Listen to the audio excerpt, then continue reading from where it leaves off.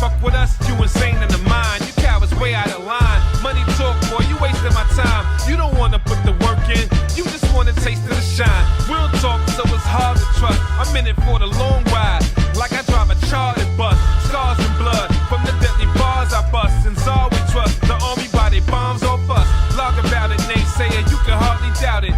Who's the best, who's the worst? We can all... It's been a long day without you, my friend, and I'll tell you all about it when I see you again. Please welcome to the show, the Black Diamond, Trey'von Ali. I just want to say before you talk, have your Kleenex ready. I'm sure this is probably gonna make you cry. But the first time that I ever saw Trey'von Ali, or like, is Trey Havoc exist? Like, is he dead, or like, how do we refer to you in past tense? I make the joke that Trey Havoc is dead, but he's not. Okay. This is the evolution of Trey Havoc. Trey Havoc is still here, but Trey'von Ali is what Trey Havoc turned into or became. Okay. So I first saw you, it was a Masters of the Ring like graphic. I don't even think I was doing this yet. And I saw this dude with a backwards hat and his thumb like this. I was like, who the fuck is this? If I'm being honest, I was like, who the fuck is this guy? But I kept seeing you, and then you lost the hat and like all of, like the momentum building and everything. I saw you wrestle for the first time in Ace against James Ryan, and then I don't know where that comes with your first interview, but your interview was my first ever one that I ever did by myself because Christian hates you. Hates me. So that you ultimately, I don't want to like, you led to the breakup of Good Guy Bad Pants. I don't want to put that on you, but so from there, I've seen you have like these pivotal moments. That's been really cool, where I feel like I have the distinction that I got to know you as a person and then a wrestler, which is really cool because like you're one of my favorite people, and then to see you grow in the ring is just like that much more rewarding. It's kind of like seeing like one of your childhood friends like get drafted. So I just like, you are my favorite wrestler. I know I say that, but like you legitimately are my favorite wrestler because like first off, you can like chop a fucker's head off with your lariat, and like that's like my favorite thing in the world. Like just somebody who can do that. That's amazing. But like you're a great person. Like you're the only wrestler who's met my mom and dad. So I don't know. I felt like it was gonna be more. I don't know. I'm very proud of you. Like Thank you. See like all of our interviews, like to go to the first one where we're talking about like you winning the next level pro belt, which is really cool, but like that's like the one moment. And then the next episode we talk about like your reign, where you're going next, and now this episode to see those beads around your neck and the matches that you've had since then with like Colby Carino, O'Shea Edwards several times, fucking Tim. And I'll say this before we get in. The last thing, like, so this is the first episode we've done in a while. It's because I kind of got burnt out on wrestling as a whole. Because, like, for those who don't know, wrestling is cool when you go to the show and you see it, but like, it's fucking exhausting. Like, Yes. the behind the scenes of wrestling is exhausting. Everybody's fucking mad at everybody. Like, you can't go anywhere without pissing somebody off. It's tiring. So like I haven't watched wrestling on TV. I think the last pay-per-view I watched was, I don't know, it's been a long time. Mm-hmm. Your match versus Tim reminded me of why I love wrestling. Just the story that it told, like, and even if you didn't know the story going into it, you saw the story that you told, and it just bravo. And then a week later you get those fucking beats, which you fucking deserve. Ladies and gentlemen, Trey'von Ali. Welcome to the podcast. It's no secret that I'm an emotional person. Yeah. But like, dude, in the beginning of the match with Tim, it was like, I felt myself because I was like, I've worked so hard for this moment. Yeah. So like to get there was like really cool. And I was like, I was talking to Bojack and a couple of the guys, and I was like, let me just put let me just make a list of everything that I've done this year. Yeah. And because towards the end of this year, I was kind of feeling like, 2024 really wanted to be my breakout year. I really wanted to be the year where I did a lot of things. And I was like, I didn't really accomplish anything that I wanted to do. And then I made that list and I was like, full of shit. Like, I debuted in two different companies in two different states. I debuted in Naptown in Indiana. I went to Indiana for the first time in my life. I debuted at SCI, Scenic City in Yeah. Tennessee. I debuted at Ashe. I debuted at ACCW. Like, I've wrestled people that I've had on my list since I Mm. started.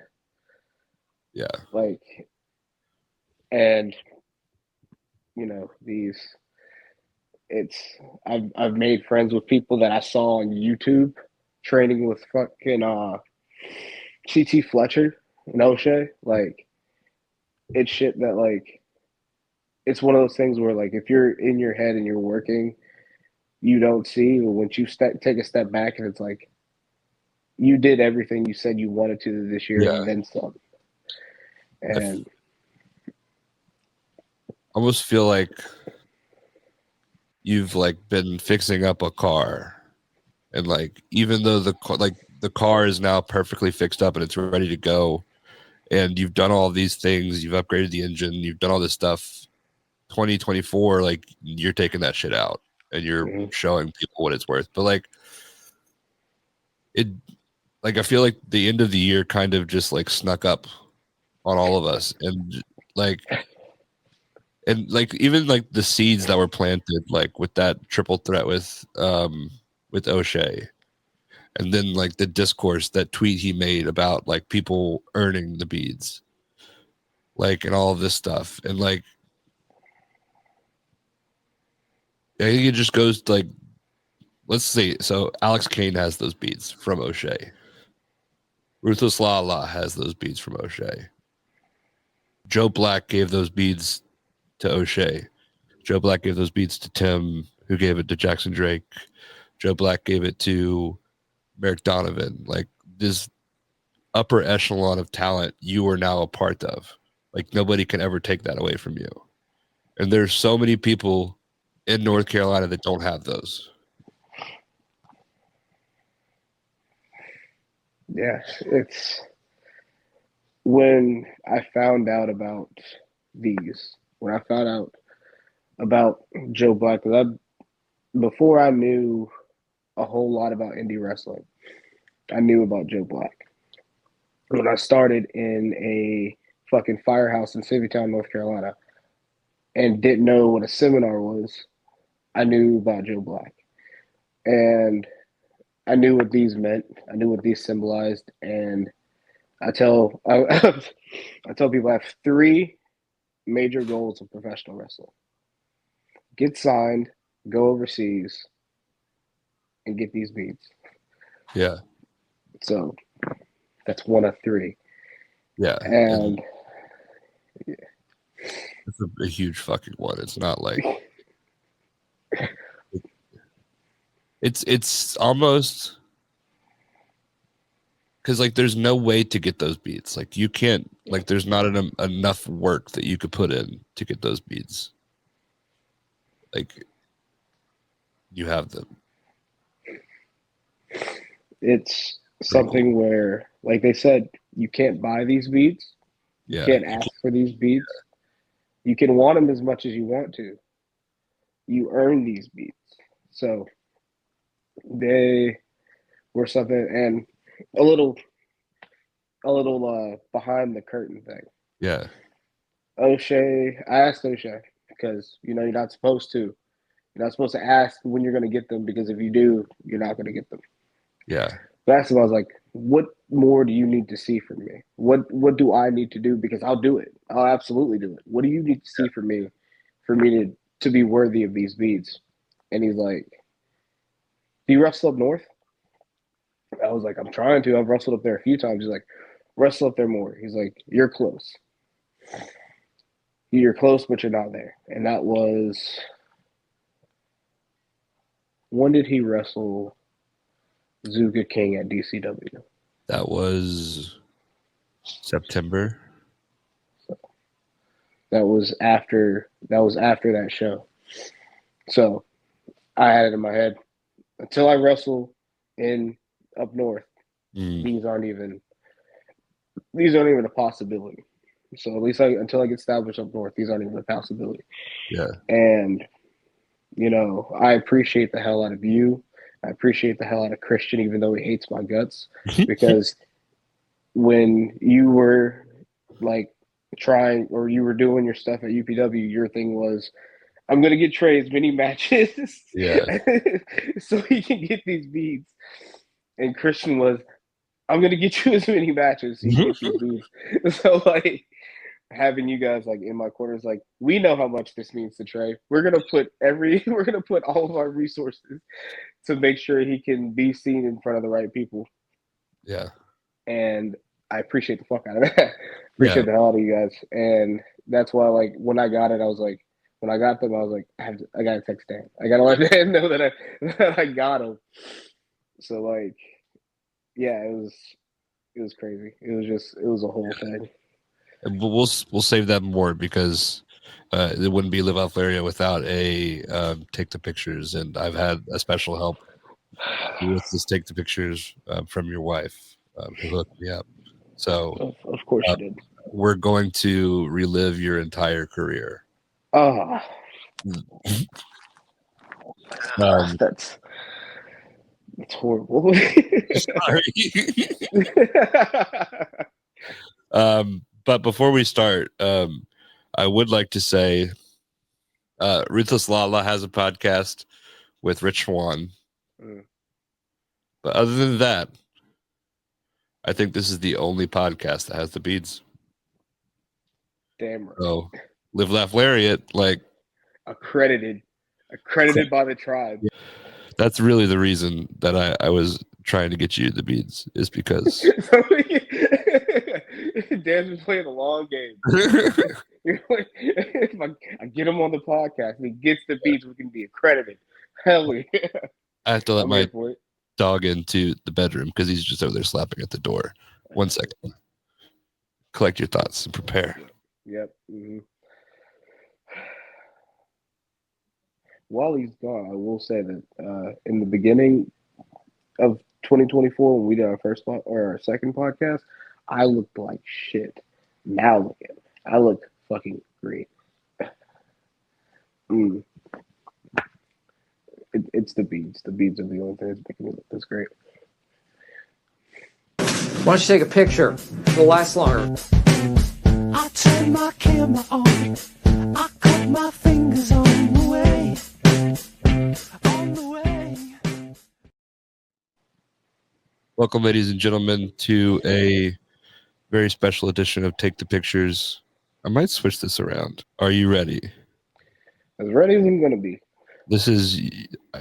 Do you remember the "This Is Your Life"? Like, this is what we're about to fucking do. This is the week before Christmas, so we're gonna like visit the ghost of Christmas past, the ghost of Christmas present, and then we'll talk about what we want to get out of the ghost of Christmas future.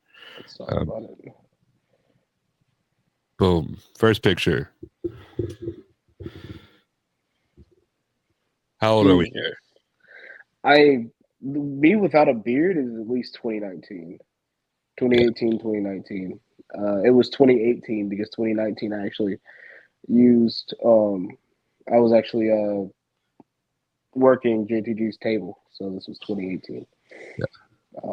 This was a year after I started wrestling. I started wrestling in 2017. So this is my first ever WrestleCade.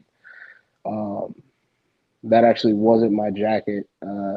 That was one of my stable mates of my first promotion, Blood Money. It was Jay Smooth's jacket that I stole And but You don't JTG and Shad were super cool. you don't strike me as a Bullet Club guy. I was a big Bullet Club guy when I first Really? started. I thought they were super cool. So I don't think we talked even. Your first episode was so long ago. I doubt like people are going back to listen to it. What were you like watching and like studying before you got into wrestling? Like what were you really into? Before I got into wrestling, the only thing that I knew was WWE. I Okay. didn't know anything else. And then I had a friend who watched a little bit of New Japan, and he showed me Okada versus Omega, the 60-minute match. Yeah. And then I became that guy. Like I was like, oh, everybody needs to watch this match. It's a very good match and people should watch it, but at the same time, to be the person that says, "Hey man, I need an hour of your time." Before we hop back in, I do want to say that Bad Pants Media has been bought by all the companies you could possibly imagine. This is Modern Alchemist, cannabis infused cocktails. This is a Jungle Bird, Ooh. and I'm just so. As always, Oh yeah. it's good. Jungle Bird, Well, the official drink of Trey'von Ali's debut episode of Live Out Lariat. hell yeah. We get to that also. Is there a fucking either like police raid or a rave happening behind you? Oh, those are my Christmas lights. You give me in the living. You give me in the living room today because my office is trashed. Yeah. Oh, I'm about to be trashed after this. Jungle Bird. Oh yeah. But we're gonna jump right into this next picture. And this might be my favorite picture of Trey Havoc that I've ever seen. Oh Jesus Christ! That picture needs to never see the light of day ever. You don't think he looks Dude, I don't know what I was thinking in this picture. so for those who can't see, for those who are listening, you need to look down, especially if you're on Spotify, and see what this is. But it's like it almost looks like a 15-year-old Trey Havoc somehow. How old are you here? I was 20. I want to say I was 20. You're 20. So this was 2017, 2018. Yeah. I was like 2020, like almost 21. Yeah. That was the first championship I ever won. It was for Saturday Night Mayhem Championship Wrestling in Civitytown, North Carolina. I've never heard of. It's rare that I don't know a town in North Carolina. Civitytown. Yeah. Where's that at? It's in between like Charlotte Supply and Myrtle Beach. So it's like right in the Holden Beach area. Okay. It's like tucked away in like a bunch of woods, and then there's like this little small town with like this one fireplace or this fire station. So how does Trey Havoc end up here? So Is Trey Havoc yet? This is Trey Havoc. This isn't Mr. 24 Karat Trey Havoc. This is just Trey Havoc. Yeah.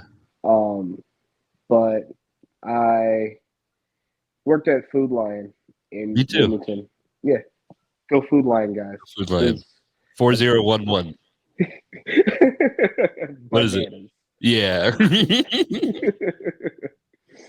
So there was a guy that came through my line. His name was Boxer T. Or his name was Travis, Boxer T. He had a Modern Day Warrior shirt on. And I was like, oh, is that like wrestling? He was like, yeah. I was like, oh, I like wrestling. And he's like, oh, well, he's like, I'm actually a professional wrestler. I was like, oh, that's really cool. I was like, I want to be a professional wrestler, but I have no idea how. So then he called a couple guys. They were like, hey, we have a kid here. You know, he wants to come train. He wants to be a professional wrestler. So they bring me to Civitytown, North Carolina, had me watch a show. And that was December 3rd of 2015. So that was my 18th birthday. Mm-hmm. I get hit in the back of the head with a chair. They were like, it's your birthday. Bah. What the fuck? Happy birthday. Training? You weren't training there, right? I was learning. They were showing me how to bump and how to get in Okay. and out of the ring, but I hadn't done anything yet. This Okay. was literally my first time there. They were like, "You want to get in the ring?" I was like, "Sure." And the dude who ran creative, his name's Tony Chase. He came up to me, sat beside me. He's like, "How's your birthday?" I was like, "Yeah." He's like, "You're gonna get involved tonight." I was like, "Okay, cool." He's like, "I'm gonna hit you with a chair. It's gonna be fine. I'm gonna roll you in. I'm gonna slap a crossface on." I was like, "Cool, whatever. Sounds great." So I'm sitting there working security.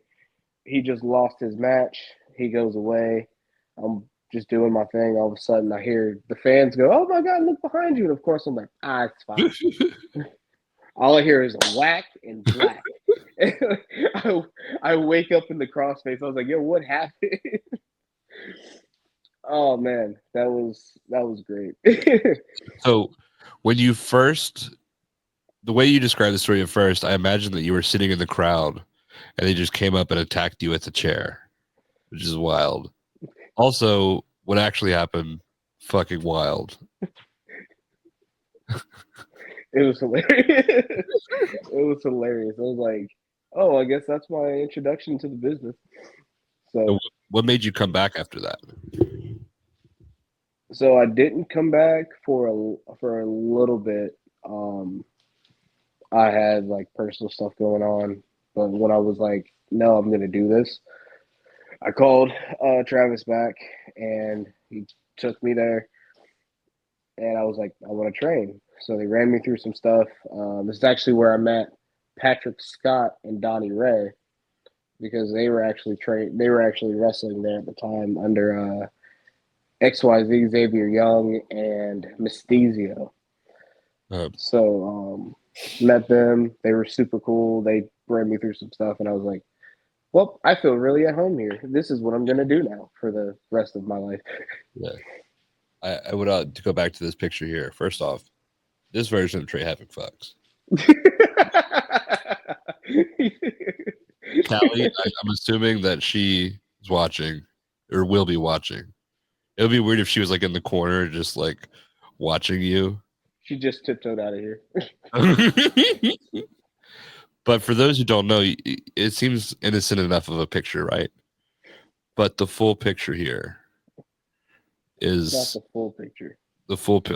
I have it on my phone, which is weird. I have a lot of weird stuff on my phone because of this podcast. Picture has Trey in jeans. Dude, you couldn't tell me shit in this picture. Like, I was also a fucking big Pete Dunne mark because this is when Pete Dunne first came to NXT. Yeah. And he did the whole like belt. So I'm glad you didn't get the picture of me with the belt in my mouth. Oh, Whew. you're wrong there. If I had it, it would have been there. I don't think I posted it, to be honest with you. I don't know if all of these. I don't. I think she went. She sent me like at least 50 pictures. Oh, yeah. Yeah. Something like So, yeah. She sent me videos too. There's a video. Did you propose to her in the ring? hmm Okay, that's what it was. It was so grainy. I looked kind of like a dance contest. Yeah, we Uh, had shitty phones at the time. yeah. Yep. Nope. I did. Yeah. I proposed to her in the ring. It was my trainer. He actually became my trainer. It was his memorial show because he had just Yeah. passed, and he was going to propose to his girlfriend there. So I was like, he can't do it, so I'll do it. Yeah. Perfect segue. I didn't plan this, but I believe that. Yep, that him. Yeah. So what's his name, his character? How did you like? What is he to you? Like trainer, obviously, but obviously a lot So more. that is James the Beast Beasley. He was also my very first match because so basically I show up there, I'm going through this stuff, he comes. And they're like and I'm like, "Oh, they're teaching the etiquette, shake everybody's hand, introduce yourself." So the guy who ran uh, the company, first company was Dirty South Championship Wrestling. Saturday Night Mayhem was a part of that. But Mike Schultz comes up to me. He's like, that's the Beast." I'm like, "Oh, is he good?" They're like, "He's been doing this for like 40 years." if you get him to train you, it's because he sees something in you. He doesn't train anybody. Mhm. So I went up to him and I was like, "Hey, Mr. Beast, my name's Trey. I'm 18 years old. I really want to do this. I would like for you to train me."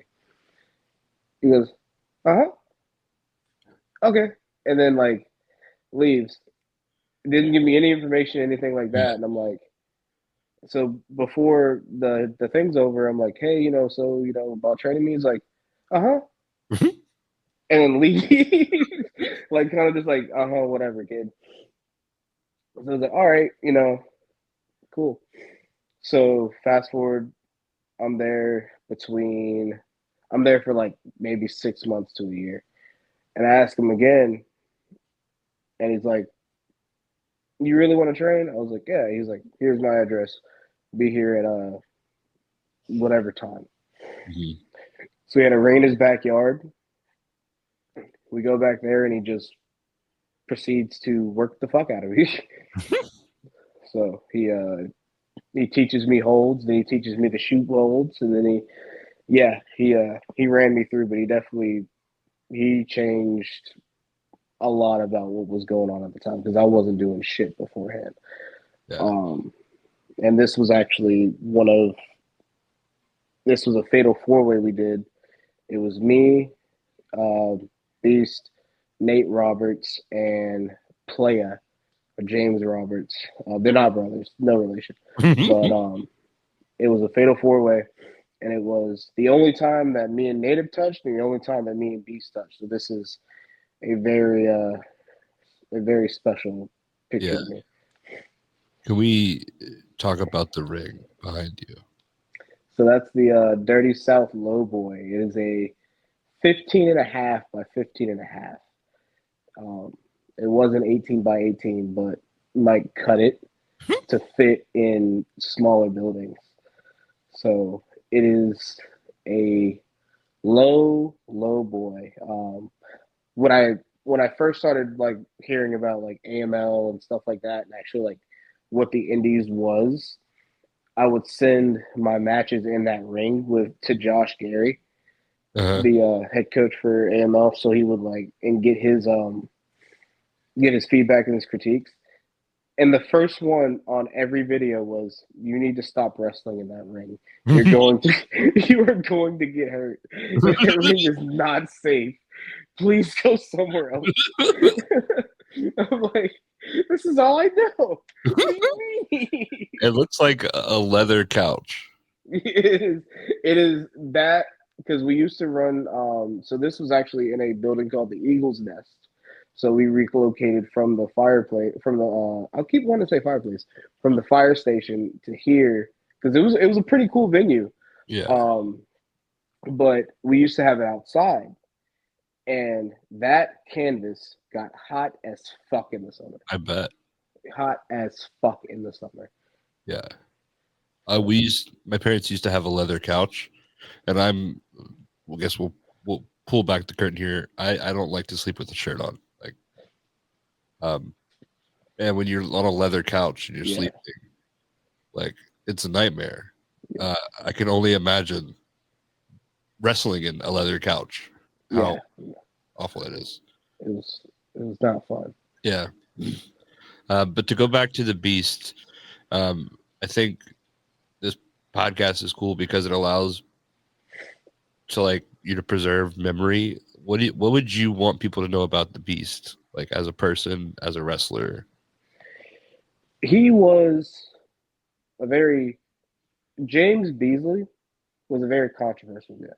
He was very controversial, whatever.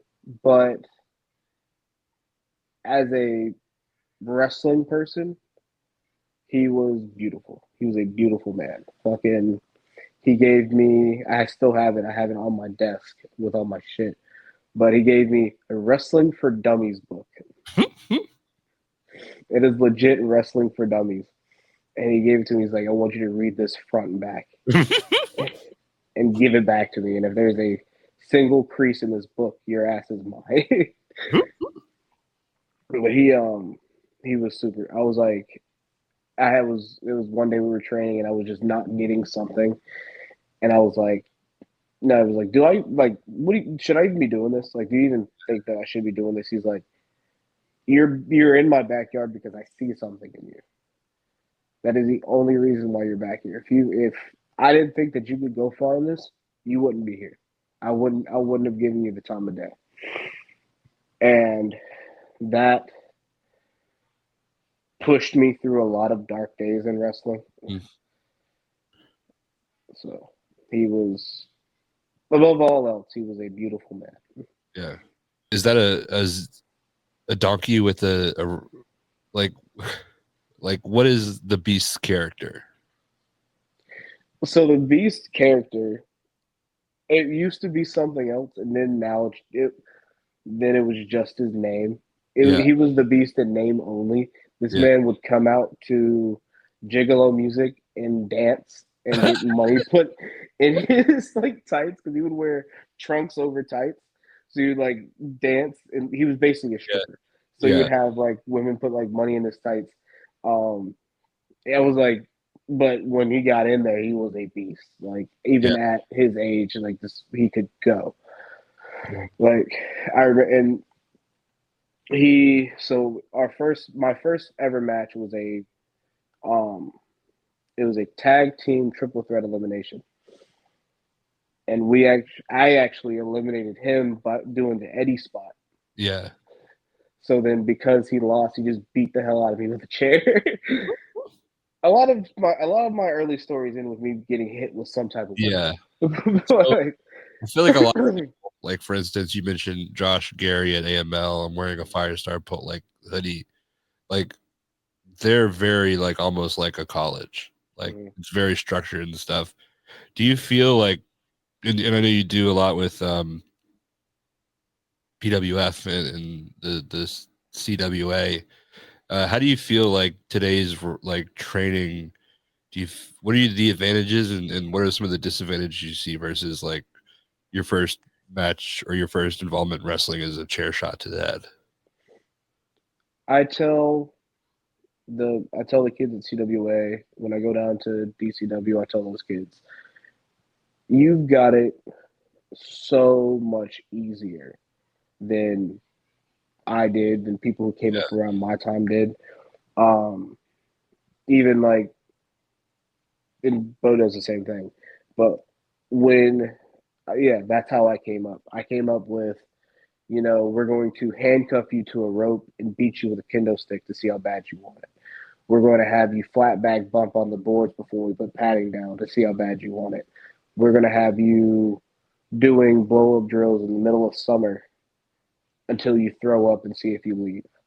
You're gonna rib you and tell you that the most scariest guy, the most intense guy here is stiff. So you go in there, you hit him hard, and then he beats your ass. Like that's the shit that I grew up with. That's the shit that I came up with. Yeah. You have two ears and one mouth, so you shut the fuck up and listen. That was gospel to me, and I still live that shit to this day. Like and not to knock the kids that are coming up now because they're coming. I would have loved to come up how they're coming up now. Yeah. Going to CWA for the first time and expecting what I was trained with and seeing what they do, I was like, oh, this is paradise. This is great.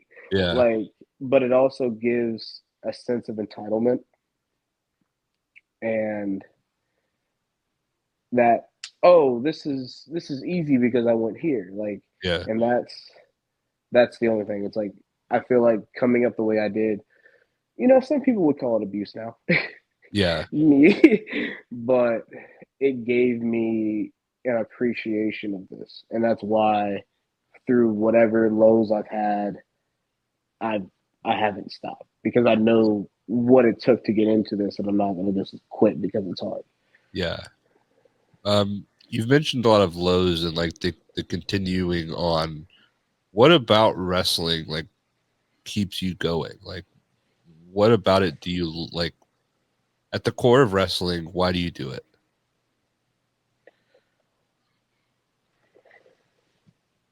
There's literally nothing else that I've wanted to do. There is, when I was 4 years old, I found wrestling for the first time. I was like, this is what I want to do. And becoming like growing up and being like, oh, well, maybe I want to be a doctor. Oh, maybe I want to be this. Oh, maybe I want to be this.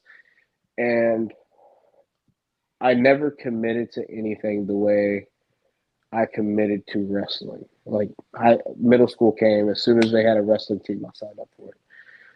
That was a culture shock because I was like, where the fuck's the ring? When I went to high school, I did drama and I did wrestling because I know that, all of this is encapsulated in wrestling. In professional wrestling, there's drama. In professional wrestling, you need to have the athleticism.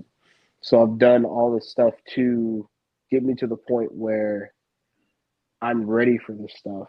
And then going through what I did, and it was like, I'm doing the thing that I've wanted to do since I was 4 years old.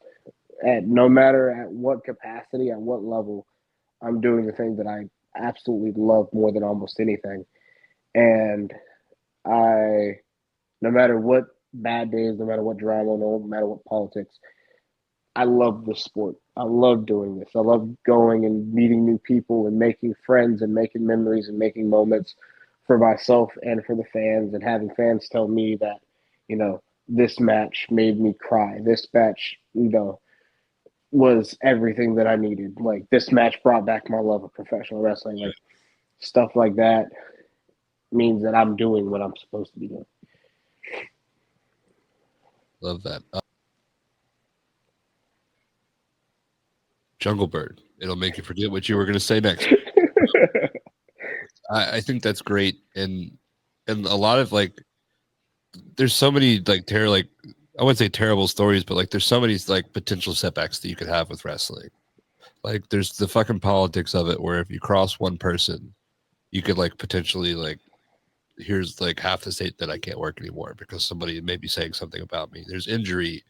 There's all of this. There's transportation. Like, what if your fucking car breaks down? There's so many things, not even to mention the pain that you go through, the lack of pay that you get.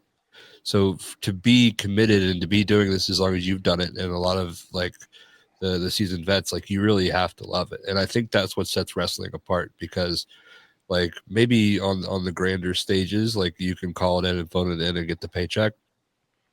But at the level that I think sometimes wrestling is the best at, it's because everybody there loves it. And I think that's beautiful. We've officially reached the part of take the pictures where I don't remember what's next. So we are on this journey together. So I will go here and then boom. Trophy. I remember that. So that is the Battle for the Burned trophy. Shockwave Wrestling Entertainment, RIP. That was since that championship that you saw. I won another title for a company called Four Corners, but from that one, that was the first accomplishment I'd had in years, and I tried to get on Shockwave basically since 2018. Mm-hmm. And they'd bring me in for one match, and then I'd shit the bed because I was ass, and then bring me in for another one, I'd be a little bit better, and then they'd bring me in for another one, and then finally they were like, "Hey, we like this kid. He's improved a lot. We're gonna have him win this, and then we're gonna kind of see what he does, see how the crowd likes him, and then maybe we'll put the title on." So, but that was really cool. That was a really cool moment. So the gimmick of this battle royal was nobody knew who was winning. Mm-hmm. So I didn't know I was winning until it was me and I forgot his name. Matt. I think his name was Matt. Was it Matt Maven? It was me and Matt Maven. I think. Yeah, we'll call him Matt Maven now. It was me and Matt Maven, and he's like, "Hit this, pin me." Because after the last two people, it's a pin to win, pinfall. So he's like, hit me with your deal, pin me. So I was like, oh, so yeah, I won, and I still have the. They gave me a plaque. I still have it. I just haven't completely put my office together, but it's always on my wall of the office. Yeah. They let you keep the big ass trophy. No, I could not keep the big ass trophy. That's fucked up. That's probably why they're not in business anymore.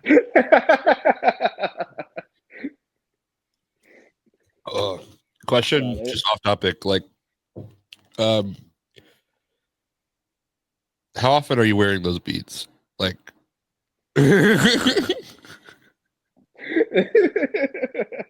not as often as you think. So I obviously after I got them, I wore them the rest of the night.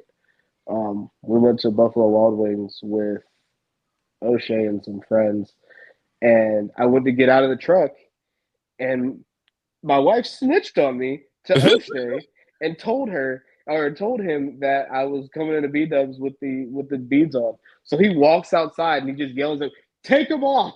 I'm like, "Why?" He's like, "Take them off. You're not wearing them in here." I was like, "It's bullshit." So I took them off. I put them in the trunk. We went and ate. As soon as I went back outside, I put them back on and I drove all the way home. I put them on at least once a day since I won them. What do you do when you put them on?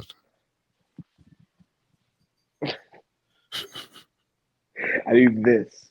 So we actually went out to eat with Bo and a couple people because Aaron Cox just came back in town.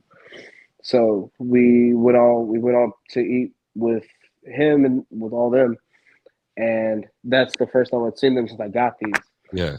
So of course I got out of the truck with my beads. Yeah. Can I also just a massive truck, a truck too big for anybody. Nobody needs that much truck. O'Shea was like, "Why is your truck so big?" Right? It's just fucking obnoxious. He was like, "I did not expect you to have a truck that big." I was like, "It's very nice on the road. I'll tell you that much." Yeah, I bet. Just fucking rolling people over like your grave digger. It's enticing. Yeah. This is probably what I would do. I can just imagine like if I were to ever be awarded like the podcast version of the beats. Like I would like the movie, I would probably just like walk in like just nothing but the beads and just like look at my wife and just like come on. Tim, so with Tim, Jackson, everybody that was in that one picture, Tim, Jackson, Merrick, they all come, and then Tim gives me a big ass hug, and he's like, he lets go of me, looks me dead in my eyes, and he's like, "Now you know you have to wear those next time." I was like, that's what I love about Tim is like the most like connected with the universe person, like just like he's Tim, the infinite man, but he's also like funny as fuck. Oh yeah, absolutely. It's like the perfect mix of like this like Elevate and like Grand Rising and all this stuff, and then it's like shit like that. And like during your match with him, like just the funny way he plays the crowd and all this stuff. Just a truly great person. He's a master of his craft. Oh, 100%. That fucking when he got up on the CrossFit things. Like that was just like, and you've seen, I'm sure you've seen it, like, but him doing a fucking jumping off a bridge onto the rope, and then he did a fucking he's a master of his craft. Yeah, and he does not get the credit that he deserves. Yeah, he even in our match, like he still found things that like, hey, do this better, do this better, do this better, and I was like, I didn't even think about that. Yeah, he's like, brilliant. He's brilliant. Dude, what's the biggest you've ever seen in a locker room? I haven't seen a single one. You haven't seen a single in all of your wrestling? Seen a single one. Nope, not a single one. How is that possible? I'm very good at what I do. So you just like you're actively like dodging. Yeah, bro. I'm just. So, like, what are some tips for some new people in the business for how to dodge the locker room? Intense eye contact. So you're only looking at eyes in locker Yeah. rooms. Yes. My gaze does not leave this. So while you haven't seen, there's been seen you. I can't confirm or deny because my eyes say up here. This picture was taken after a Next Level show. It was after the Next Level show that I won the title, and he was ACW champion at the time. And he literally came to watch me win. He knew, but you didn't. Yeah, and he was like, I think you're winning tonight, and I was like, doubt it, because like at the time I've been in a feud with Bobby. Yeah.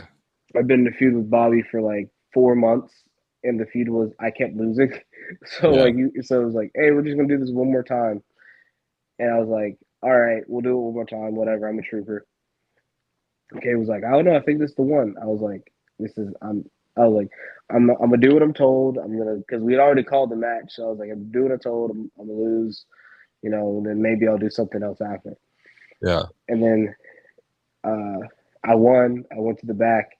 He's like, I told you. I was like, thanks, Cade. It's a pretty good thing to be right about, though. Yeah, no, he's great. I love Cade so much.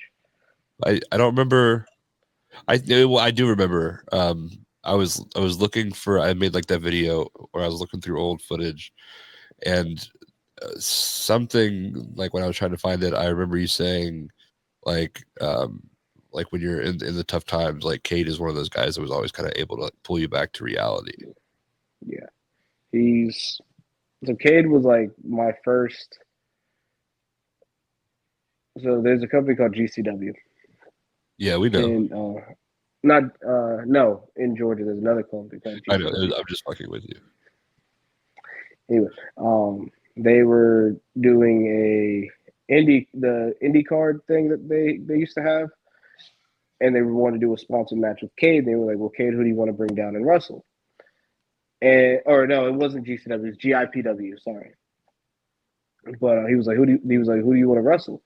And he called my name, and I was like, we'd probably had like one or two conversations at the time. And he's like, I'm gonna bring Trey. So he hit me up. He's like, hey, do you want to come wrestle in Georgia for this company? And I was like, absolutely. I've been sitting in their DMs for like 3 months now. Yeah. So we went down there. That was our first match. We fucking had a great time. They loved us, and they never brought us back. The Trey Havoc story. Pretty much. But basically, since then, we've been super close, and like, I hate that he moved, and fucking, but I love him so much. He's such a great guy. Anytime that I have an issue, I can talk to him, pretty much about anything, and he knows he can do the same for me. So, fucking Cade's the man. Yeah. Oh, I don't take any Cade slander around here. I love that man.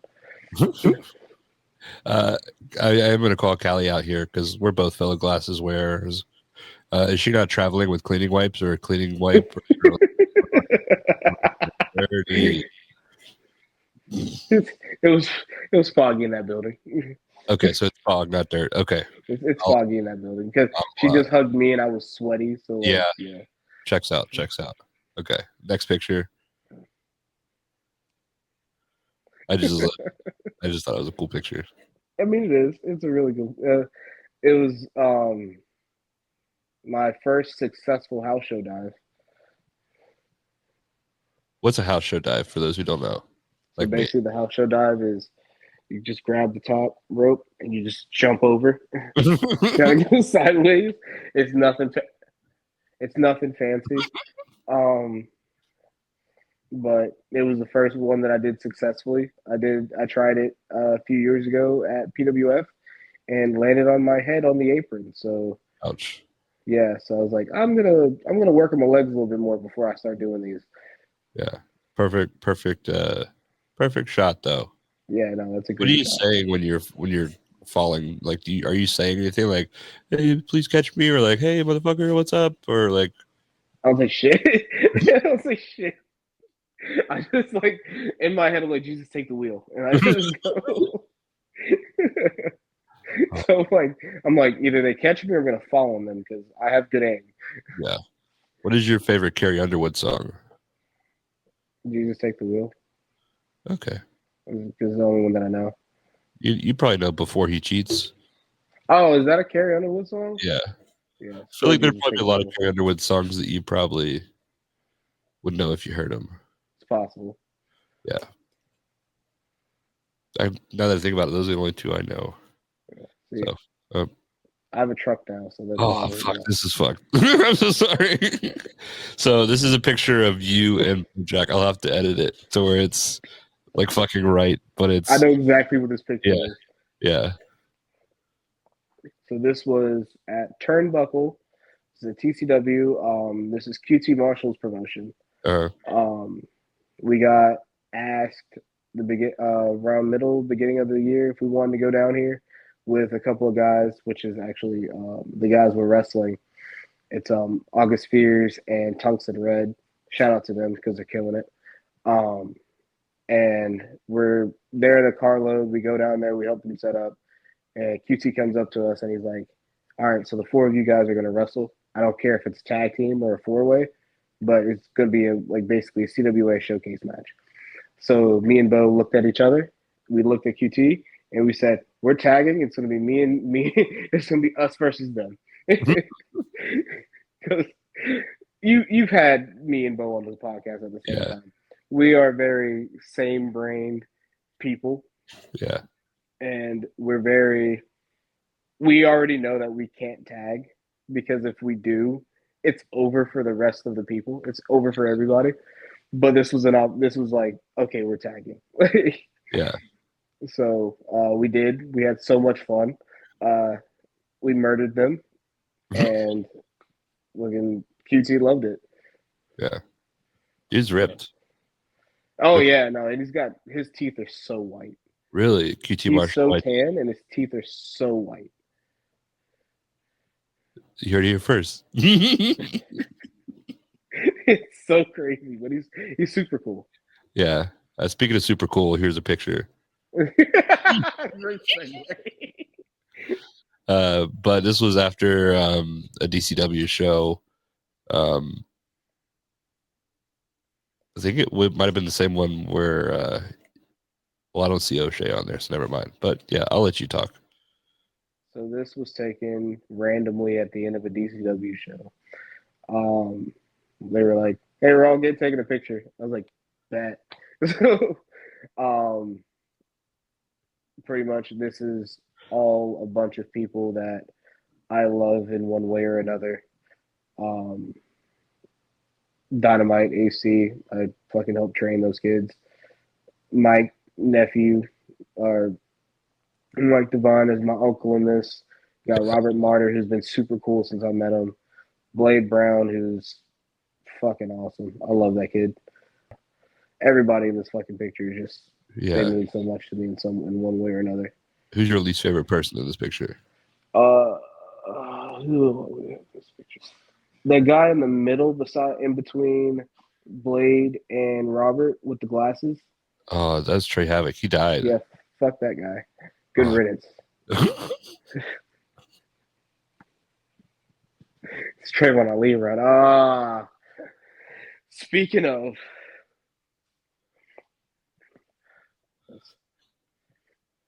that's Pops. That's Pops right there. That's Ali Steele, the original Black Diamond.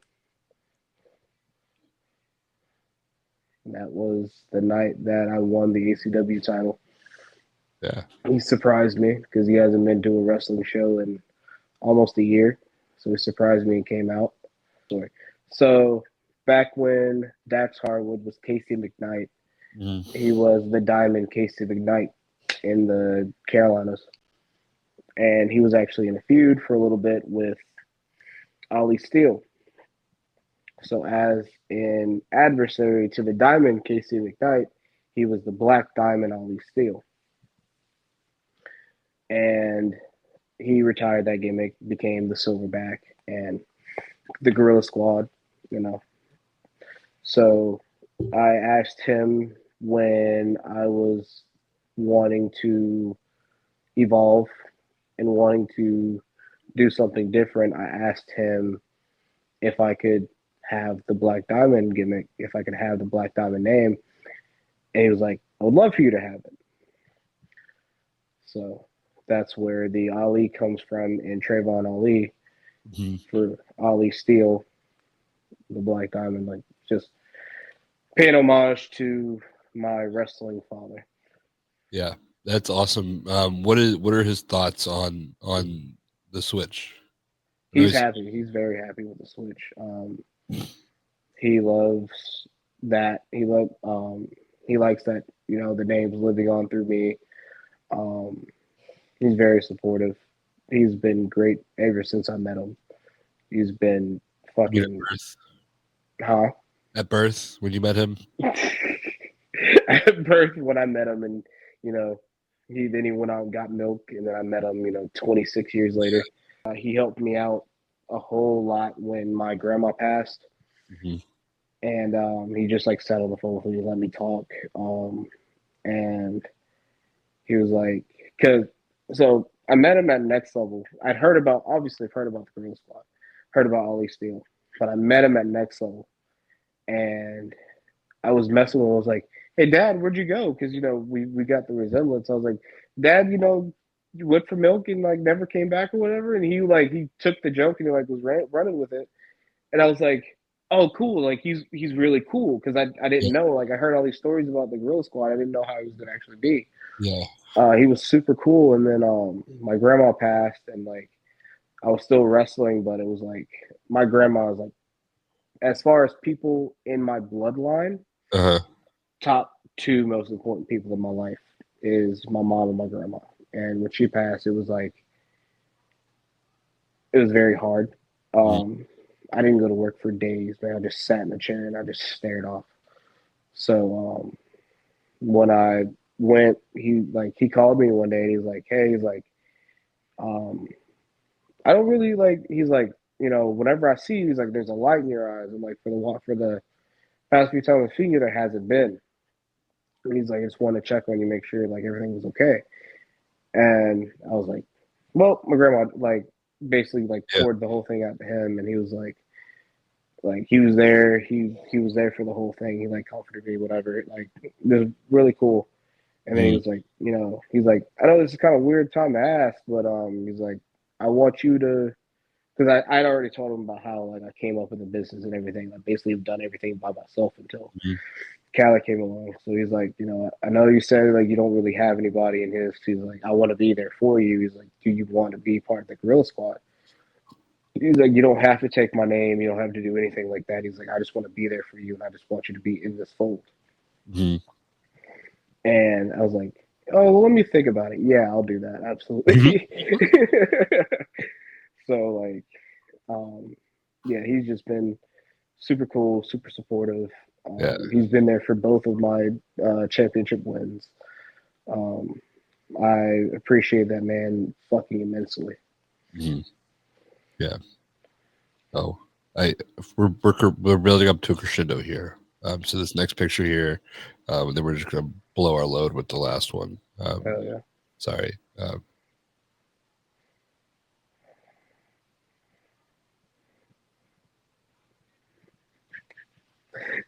That motherfucker. So that is obviously my best friend, Jack Tatum. Slick with it. Not slick with it. Slick with it, Jack Tatum. Just say my drop kick looks nice, but like you have to say you're slick with it. It makes it sound like I'm getting away with something. Yeah. He is one of my favorite people in professional wrestling and in life. This is when I won the ACW championship, and he made sure that he was the first person there to give me a fucking hug because he's great.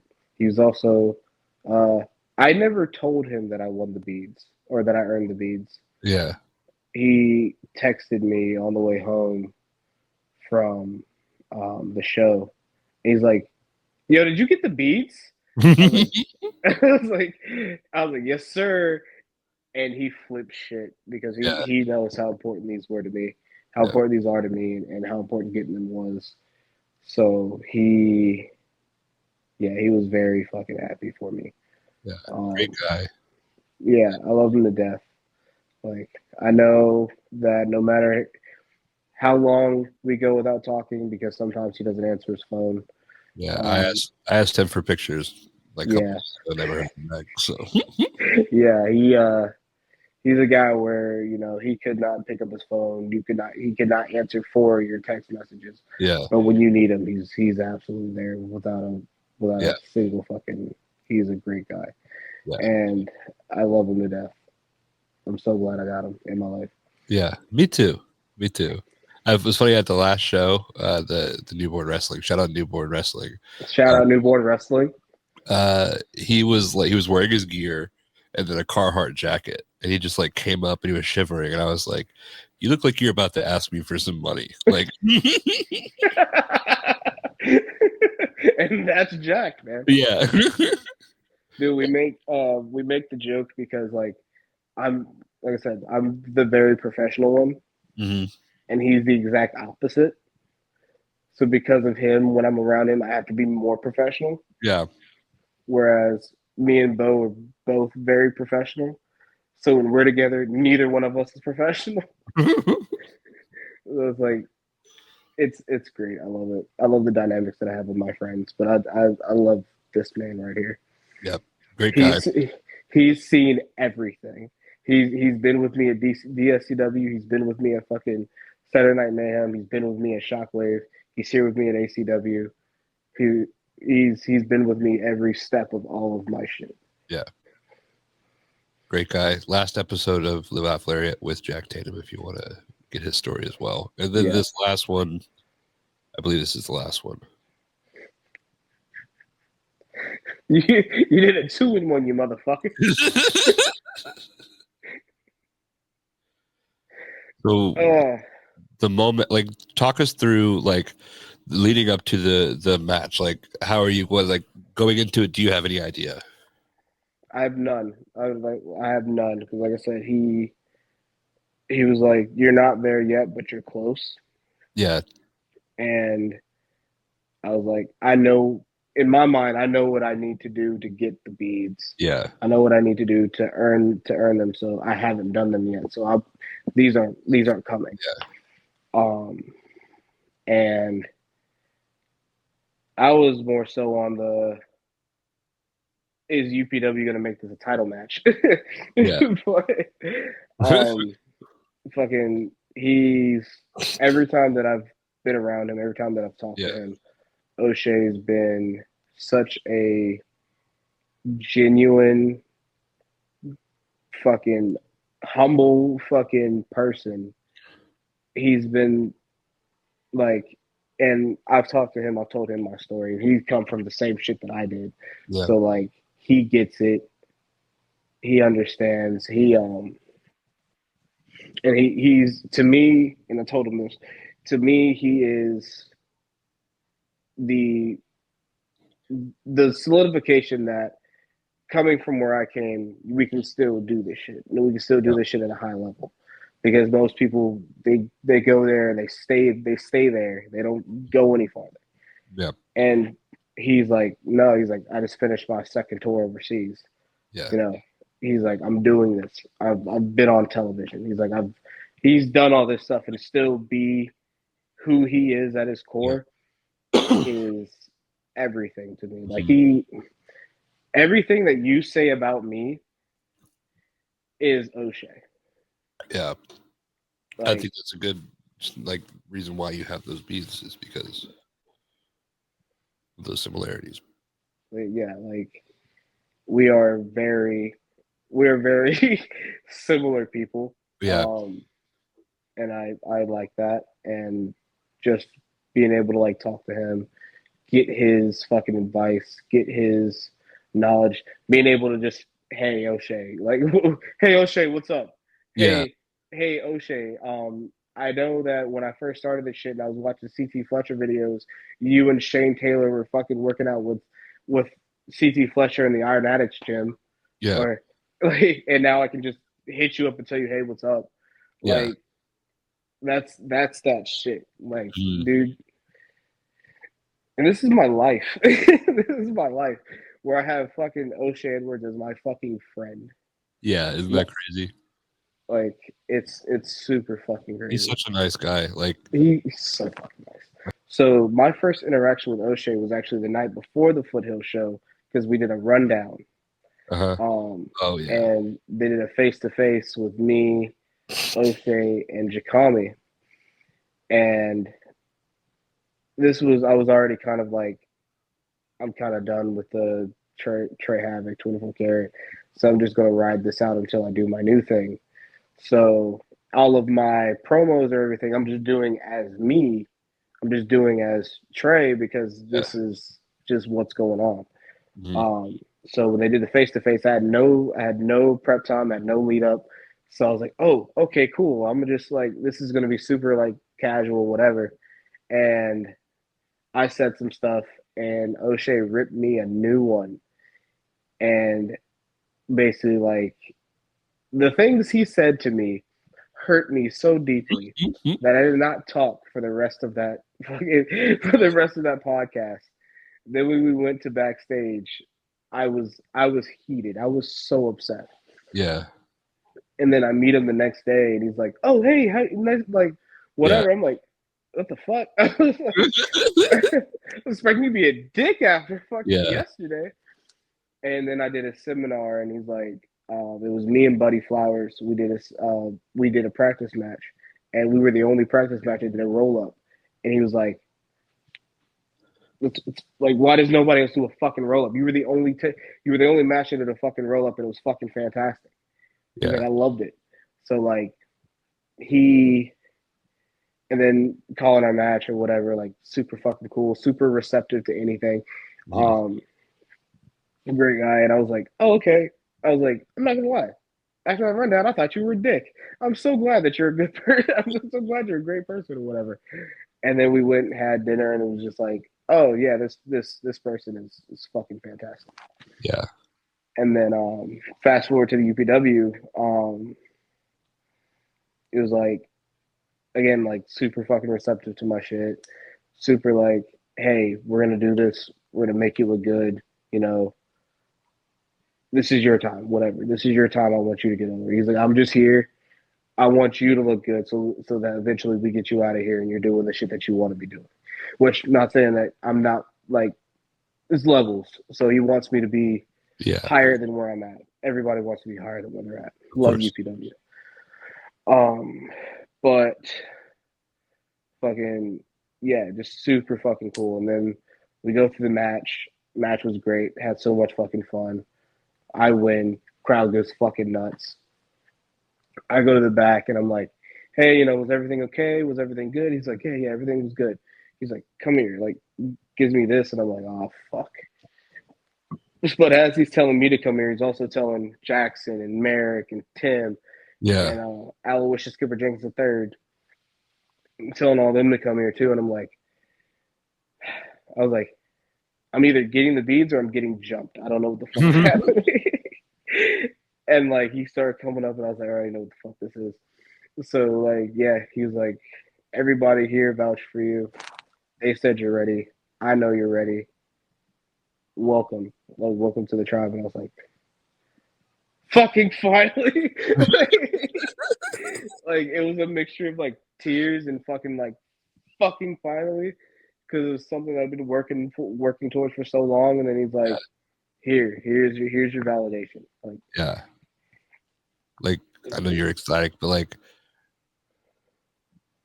as somebody who's like made some like close friendships with people in the business, like this was like the happiest I've been for somebody, because I know how much it means to you. Like, people win championships and all this stuff, but this is like a validation of everything that you've worked for, in a sense, and it puts you in an elite company. Like I wish I was there that night. Like, I wish that I could have been there to congratulate you. Yeah, it was just fucking awesome. thank you.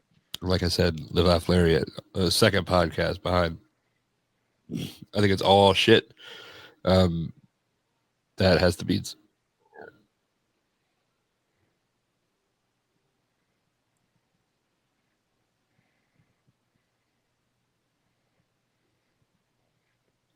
you, Dan.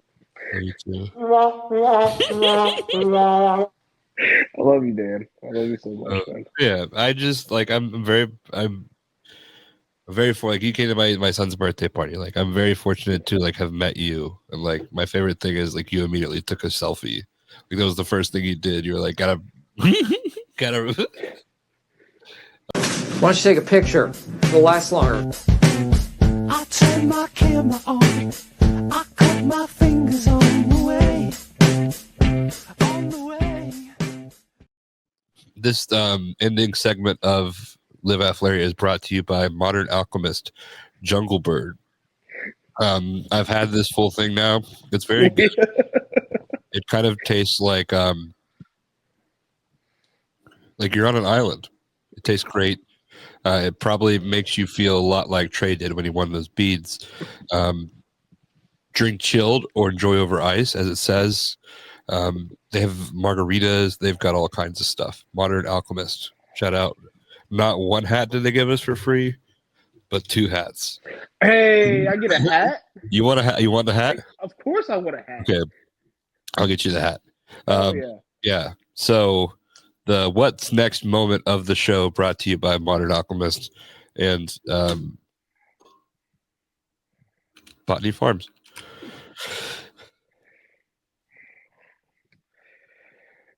I got the beads. Yeah. That is, I got the beads, man. I got the beads, man. I just thought of the funniest thing. Like if your life was like a sitcom, what would happen next is the next day, I feel like you would immediately give the beats to Jack. She's like, hey man, now you're in. That's fucking hilarious because that is something I would do. Yeah, just like, hey man, you want to join the Girl Squad? Legitimately, on the way home from fucking from UPW, I was like, now how long do I have to wait before I try to get Jack in? Like, are there rules? Like, what's my probationary period before I can give Jack some? Like, hey O'Shea, I know you just gave me these, but this has got Jack Tatum. Bro, I'm not gonna lie to you. I looked O'Shea in the face with these beads around my neck. I looked him in the eyes and I was like, I really thought Bojack was gonna get these before me, and I'm so glad that he did. I was like, because Bojack's killing it. I'm like, oh, yeah. Bojack's gonna get these before me, and I'm gonna hate him for it. So, like, but no, fucking, I got the beads. But now I have to prove every single time that I earn them, that I deserve them. Yeah. I'm going to continue to try to be better than I was the day before. I hope that when we have this conversation at the end of 2025, yeah, I'm the best that I've ever been. Yeah, you will. You will be. Because I'm the best I've ever been right now. Yeah, you were the best you ever were last year. I'm so much better than I was then. I'm in much better shape. Look at me. Yeah. It's really this hoodie. This hoodie makes me look so good. Yeah. What hoodie is it? Like, well, maybe try to get a free one. TikTok shop. Oh, never mind. TikTok shop, baby. Yeah, the TikTok shop gets me sometimes. Like there was recently like an MF Doom hoodie that they were like, oh, it's $10. I was like, I would pay $10 for an MF Doom hoodie. But like you might get this struggle and you maybe not because like, but like after 2XL, you got to pay more for almost everything. Mm-hmm. So it was like, it wasn't the $10 and then it was like an extra. I was just like, I guess I don't need that.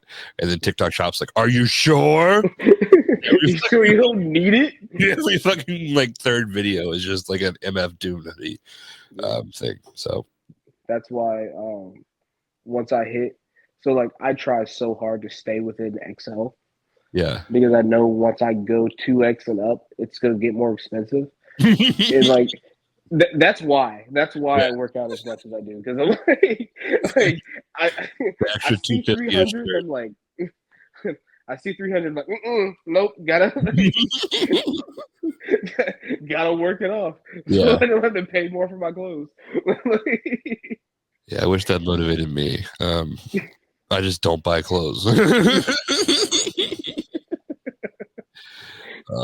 You look great, man. I love you so much. I appreciate it.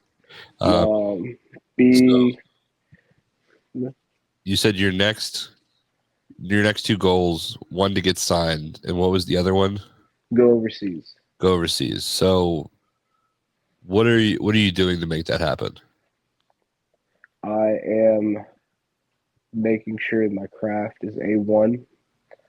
I'm going to go for my passport this year. I have no idea how to do that, so I'm going to learn how to go for my passport this year. Like a lot of people do it. I think you'll be fine. It's obviously attainable. I just have no Yeah. fucking. It's same thing with like wrestling. I had no idea what to do, and then I did it. So we'll see you in Walgreens making your dream come true. Getting you picture. I'm gonna be in the middle of Walmart. How do I get my passport? It's like a montage of you like at the gym, like fight, and then you're just like looking around at Walgreens, just like trying to find somebody at the photo counter. Exactly. That is I'm going to I just want to get I feel really good about everything that I said at the beginning of 2024. Yeah. Because I made all of it happen. Mm-hmm. I made all of it happen. At the end of December, or in the middle of December, at the end of everybody's wrestling year, I was on everybody's lips. Yeah. Makes me feel really good. It should. But 2025, the year that Trey goes international. Do you have a preference? I know that O'Shea just went over to Germany, but obviously Japan. That's like Japan is always. Japan's always at the top of the list, but I will go anywhere that I can fit in O'Shea's luggage. I want to become a mainstay at TWE. I want to become a mainstay at O'Shea. I want to become a mainstay at ACCW. I want to become a mainstay at Firestar. I want to hit more states. I want to really, now that I'm comfortable with my brand, now that I'm comfortable with who I am, and I feel like this is a product that I can show people and I can get over anywhere, I want to do that. I want to go everywhere and get over everywhere. I want to be the professional wrestler in 2025. Yeah. Podcast goals. What do you have for 2025? I want to continue to try and be the best co-host I can for Daniel. Thank you. I would like to, because sometimes I don't feel like I'm including enough. I'd like to perfect. I'd like to include more, be more of a help. Just really get us, since we are the accredited. I've gotten you to this point, and I'm taking credit for your beads. But now that I've gotten you here, I'm going to be writing those beads. I'm going to Photoshop a picture of me just like kicking my feet like I'm on a fucking swing. Just riding. I'm here for it. Just me and I'm Jeff. absolutely here for it. Come on. Yeah, I can't wait to clip this and show how it came true again at the end of the year. Book Trey'von Ali. I need to get you some merch stuff. Yeah, we got some stuff coming. This was the soft launch of the Black Diamond Trey'von Ali. The hard launch is about to go crazy. Oh, I can't wait for the hard launch. I've got some stuff cooking, and it's gonna be really cool. Yeah, I'm really excited for your hard launch. This has been great. I love you. I'm proud of you. I can't wait to see what 2025 has for you. I can't wait to continue to podcast with you and just tell everybody that you're amazing any chance I get.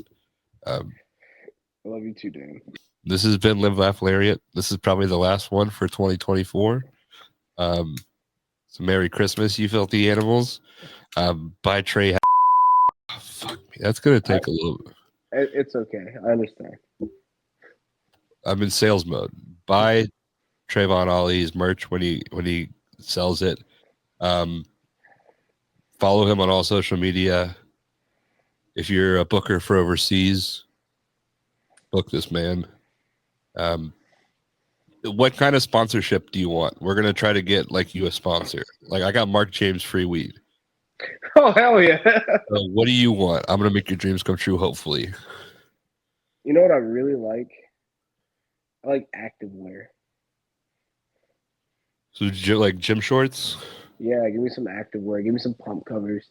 I'm Oh. trying to I'm 280 now, but I'm Uh-huh. a good 280.